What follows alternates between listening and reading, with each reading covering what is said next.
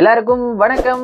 இன்றும் நலமுடன் நிகழ்ச்சியில நாகராஜ் பேச வந்துட்டேங்க. ஆரோக்கியத்தை பத்தி நிறைய விஷயங்கள் நம்ம நம்மளுடைய நிகழ்ச்சியில பேசிட்டே இருக்கோம். இப்போ வெயில் காலம் ஸ்டார்ட் ஆகி ரொம்ப வெப்பம் ரொம்ப அதிகமா இருக்கு. இதனால நிறைய பேர் நிறைய விதமான பிரச்சனைகள் ஃபேஸ் பண்றாங்க. அதை பற்றி நம்ம கூட இணைஞ்சு மருத்துவர் ஜவஹர் சார் நிறைய விஷயங்கள் பகிர்ந்துக்க போறாரு. அவர்கிட்ட பேசலாம். சார் வணக்கம் சார். வணக்கம் நாகராஜ் சார். எப்படி இருக்கீங்க சார்? ஃபைன். நீங்க எப்படி இருக்கீங்க சார்? ரொம்ப நல்லா இருக்கு சார். உங்க கூட பேசுறதுல ரொம்ப மகிழ்ச்சிங்க சார். தேங்க்யூ. எனக்கும் சார், இந்த வெயில் அதிகமாகிறதுனால உடல் பாதிப்புகள் அப்படின்றது வருமாங்க சார்? டெஃபினட்டாக வரும்.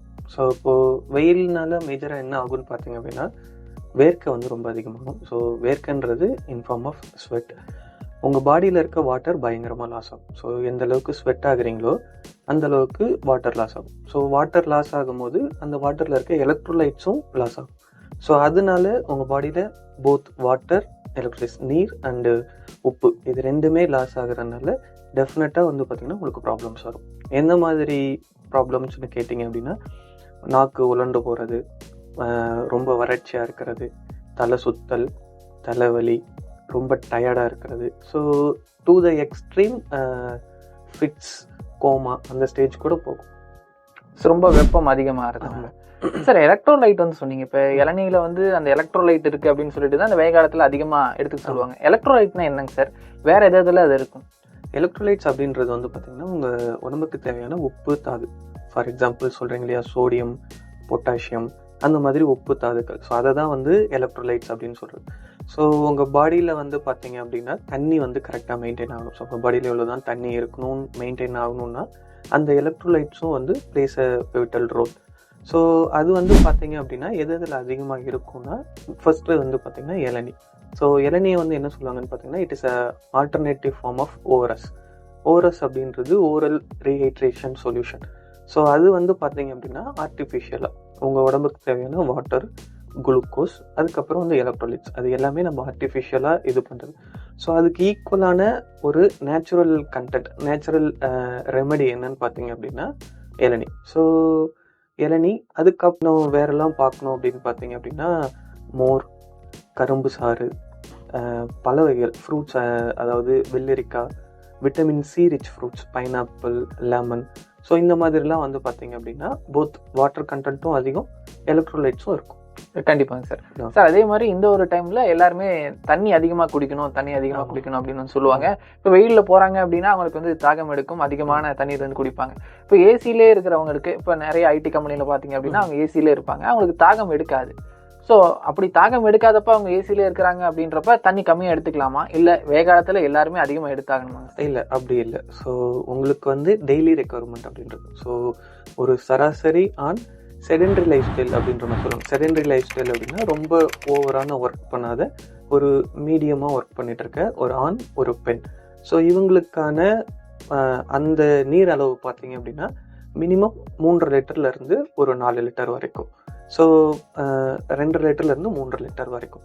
ஸோ இது வரைக்கும் அவங்க நார்மலாக எடுத்துக்கணும். ஸோ இந்த அளவு ரெகுலர். ஸோ இதை தாண்டி அவங்களுக்கு தேவைப்படுறது அவங்களோட ஒர்க்கை பொறுத்து. இஃப் நீங்கள் இந்த ஐடி கம்பெனி, ஸோ இங்கே இருக்கீங்க அப்படின்னா உங்களுக்கு அந்த தேவையான அந்த 3 லிட்டருக்குள்ளே நீங்கள் எடுத்துக்கிட்டிங்கனாலே போதும்.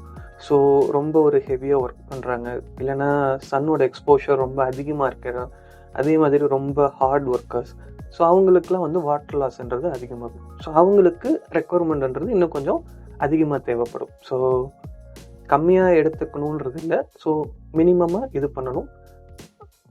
ஒர்க்குக்கு ஏற்ற மாதிரி நீடும் கொஞ்சம் அதிகமாகும். கண்டிப்பாக சார்.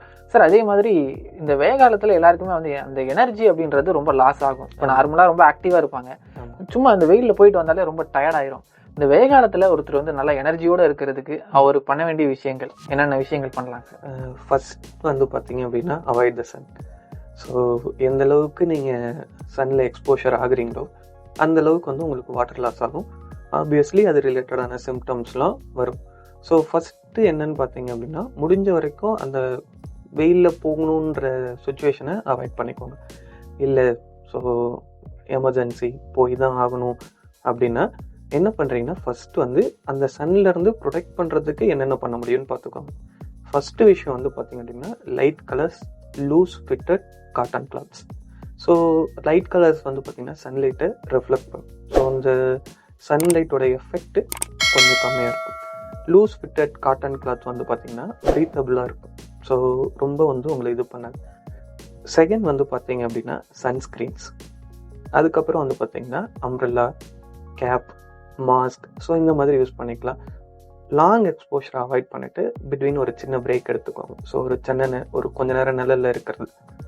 செகண்ட் வந்து பார்த்தீங்கன்னா அந்த வாட்டர் லாஸை இது பண்ணுற மாதிரி ரீஹைட்ரேட் பண்ணிக்கோங்க. தேர்ட் வந்து பார்த்தீங்கன்னா சன்ஸ்க்ரீன். ஸோ இதெல்லாம் தான் வந்து பார்த்தீங்கன்னா சன்லேருந்து உங்களை ப்ரொடெக்ட் பண்ணிக்கிறதுக்கு நம்ம என்னென்னலாம் பண்ண முடியும் அப்படின்றது. கண்டிப்பாங்க சார், கண்டிப்பாக சார். தொடர்ச்சியாக இந்த ஒரு வெயில் காலத்தில் நிறைய பேருக்கு வந்து நார்மலாக ஒரு மயக்கம், தலைச்சுற்றல் அந்த ஒரு விஷயங்கள் வந்து வரலாங்க சார். அது எந்த ரீசன்னால வருதுங்க சார்? அடிக்கடி ஒருத்தருக்கு தலைச்சுற்றல் வந்துகிட்டே இருக்குது, மயக்கம் வந்துகிட்டே இருக்குது அப்படின்னு.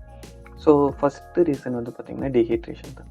ஸோ டீஹைட்ரேஷனோட ஃபஸ்ட்டு சிம்டம் தலை சுற்றல், தலைவலி, நாக்கு வளர்ந்து போகிறது.